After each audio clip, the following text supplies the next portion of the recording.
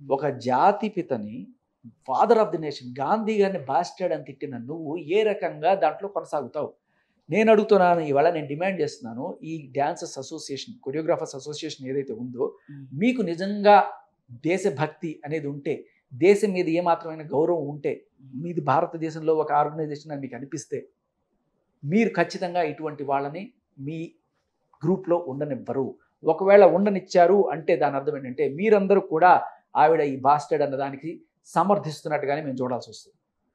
ఖచ్చితంగా ముఖ్యంగా గాంధీ గారికి వారసులు అని చెప్పుకునే ఈ పొలిటీషియన్స్ ఎవరైతే ఉన్నారో ఎస్పెషల్లీ వాళ్ళందరూ కూడా ప్రశ్నించాలి పోయి. మాకెందుకు మేము వెనకాల ఫోటో పెట్టుకుంటాం, ఓట్లు అడుగుతాం కాదమ్మా.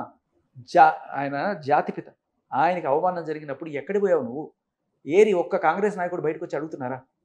కాంగ్రెస్ నాయకుడే కావక్కర్లేదు, ఎవరైనా సరే అడగచ్చు. కానీ నేను కాంగ్రెస్ నాయకులను ఎందుకు అడుగుతున్నా అంటే, ప్రస్తుతం మీరు అధికారంలో ఉండి కూడా జాతిపితకు అవమానం జరిగితే ఏ ఒక్క కాంగ్రెస్ నాయకుడు బయటకు వచ్చి, ఒక మినిస్టరో లేకపోతే ఒక ఎమ్మెల్యేనో ఎవరు వచ్చి అడిగారమ్మా మీడియా ముందుకు వచ్చి? ఎక్కడో గుంటూరులో ఉన్న ఒక యువజన విద్యార్థి నాయకుడు ఒకడు అడిగాడు. ఆయనకున్న దాంట్లో సగం లేదా మీకు దేశభక్తి? కళ్ళ ముందు కనబడుతుంది కదా, మీరు డిస్ప్లే చేయండి. గాంధీ గారు, నెహ్రూ గారు బాస్టర్డ్స్ అన్న ఒక మహిళ.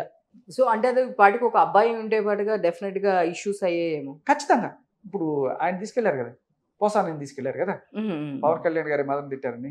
మరి ఇప్పుడు మేబీ అబ్బాయినో అమ్మాయినో కూడా, ఒకటి అమ్మాయి అని, ఇంకొకటి వెనకాల బ్యాకింగ్ ఉందనుకుంటున్నారేమో.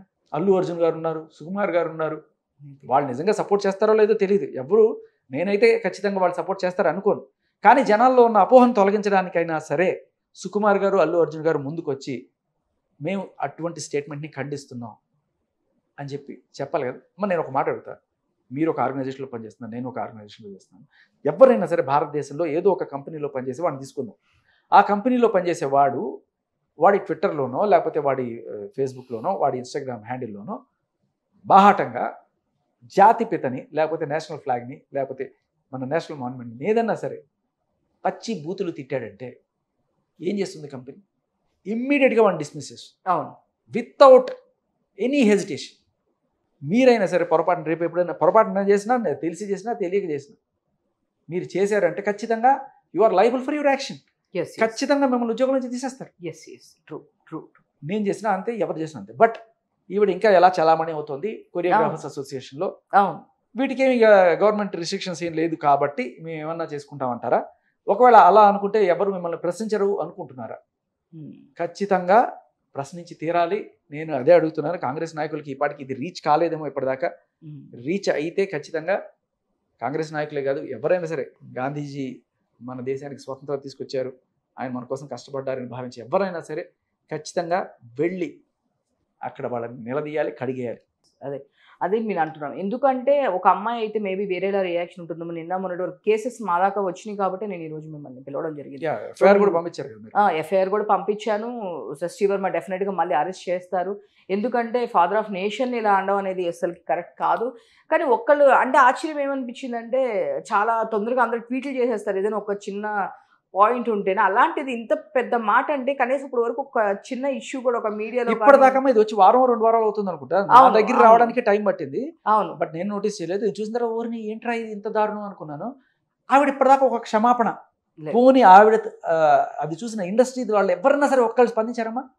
లేదు.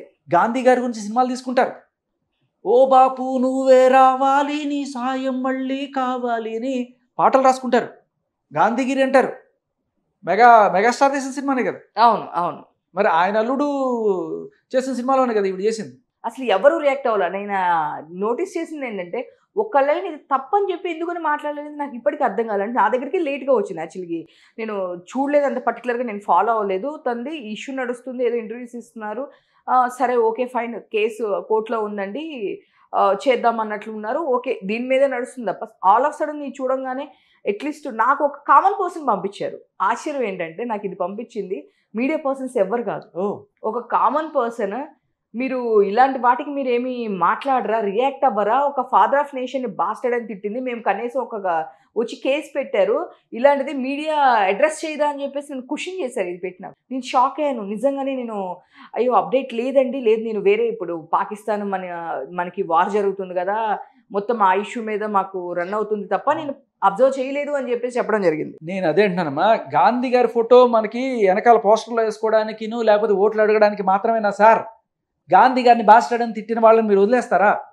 ఖచ్చితంగా ఎక్కడో ఆంధ్రాలో, ఎక్కడో గుంటూరులో ఉన్న వాళ్ళకి తెలిసింది, మీకు ఎందుకు తెలియలేదు, మీరు ఎందుకు దాని గురించి అడగట్లేదు అని ఖచ్చితంగా ఈ డాన్సర్స్ అసోసియేషన్ కూడా దీనికి సమాధానం చెప్పి తీరాలి. డెఫినెట్గా శేఖర్ గారు దీని గురించి వాళ్ళు కూడా వీళ్ళు ఆన్సర్ చేయాలి.